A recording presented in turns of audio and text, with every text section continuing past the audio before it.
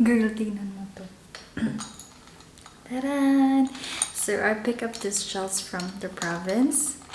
Ganyan siya, oh. Ganda, no? Or this one is my favorite too. Wow! See? And then, I'm just putting candle here. Tapos, binubuksan ko siya paggabi para kalmado ang evening natin. Whew! Kailangan natin maging kalmado.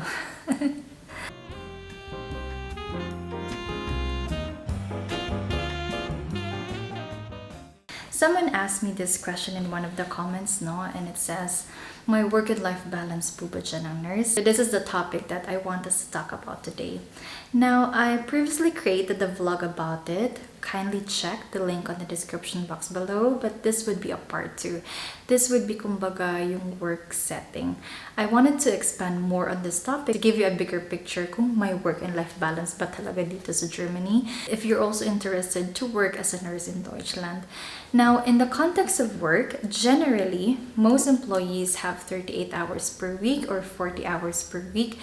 Some even have 35 hours per week, and usually it's 8 hours per shift for frühdienst and then spätdienst, and 10 hours for night shift.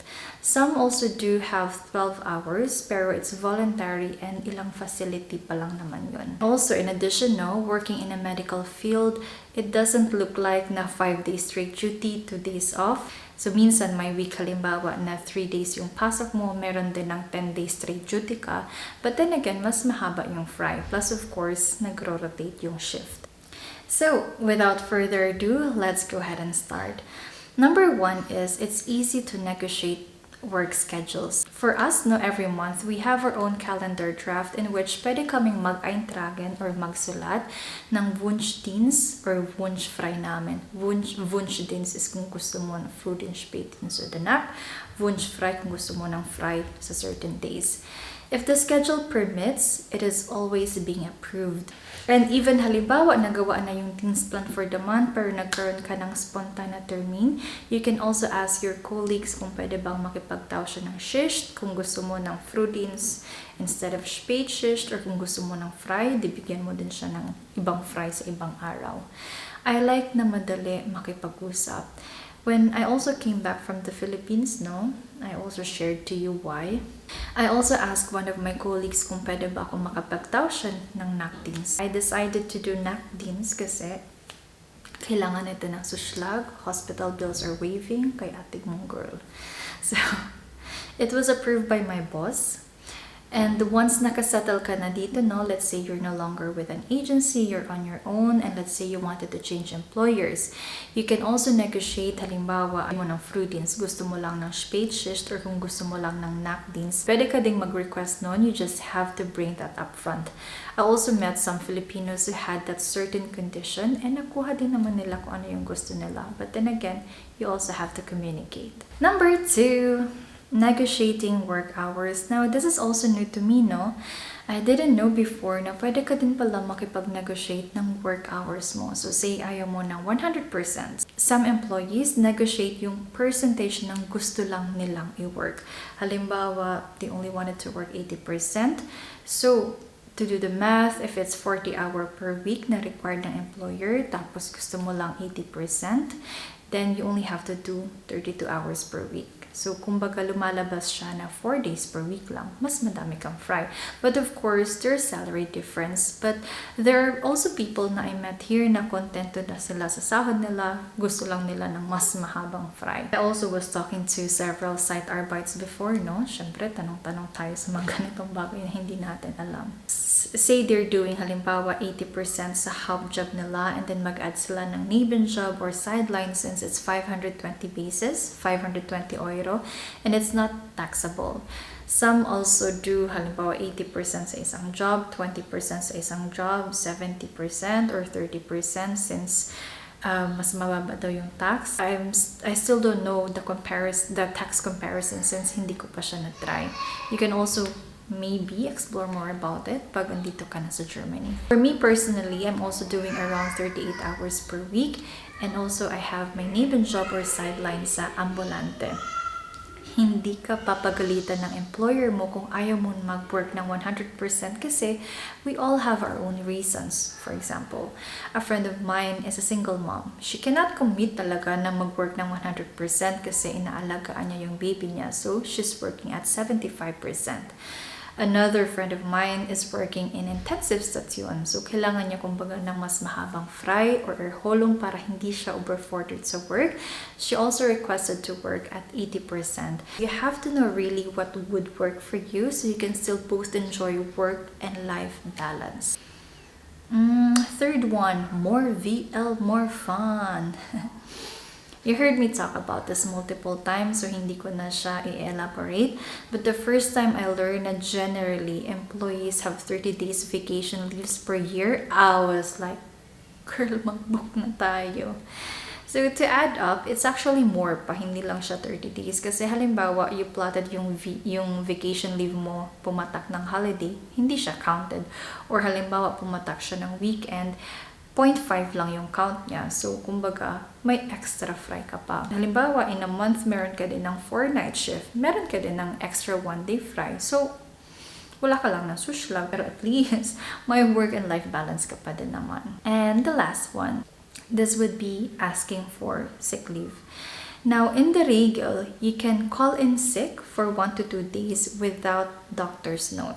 Say, masakit ang ulo mo, hindi tumalab yung pain reliever, meron ka ng Torchfall, gusto magpahinga, whatever.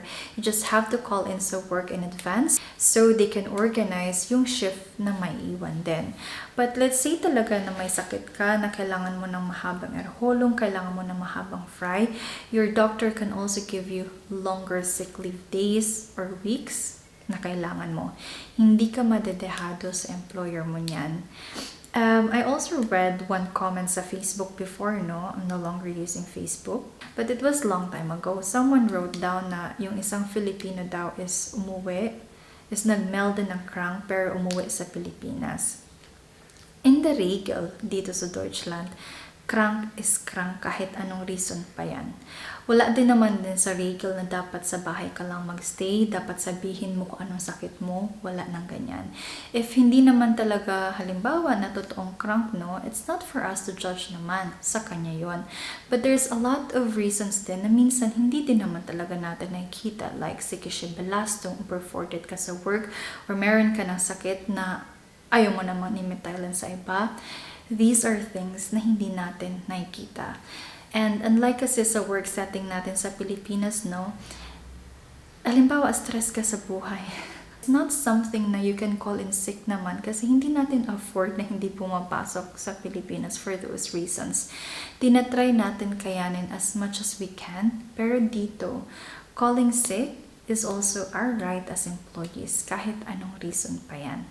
As for parents, no, I remember back when I was working in BPO industry, I was a team lead. One of my team members had been consistently absent kasi may sakit yung anak. And of course, it's hitting our attendance as a team. Her reasons are definitely valid. Sino ba namang parent, kumbaga, yung iiwan lang yung anak mo na may sakit, especially if bata pa.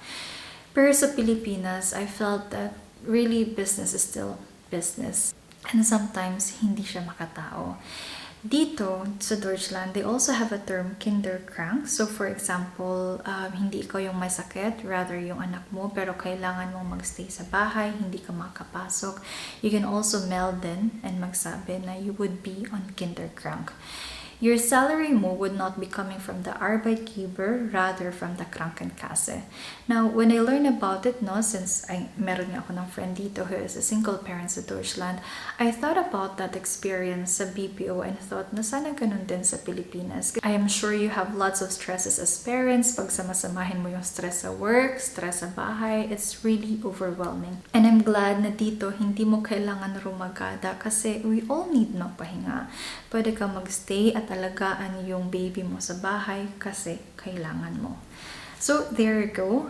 Kindly watch the part 1 if you haven't. So again, this is just to give you the context about the work-life balance here in Germany. To be honest, I do wish na ganito din sana sa Pilipinas. Kasi feeling ko as employee sa atin, no, parang lagaring-lagari ka, wala ka ng time magpahinga, hindi ka din pwedeng mag-arte-arte na may sakit ka. Nakashield ka kumbaga ng mandirigma. Survival mode lang. Push lang, girl, lagari lang tayo, ganun.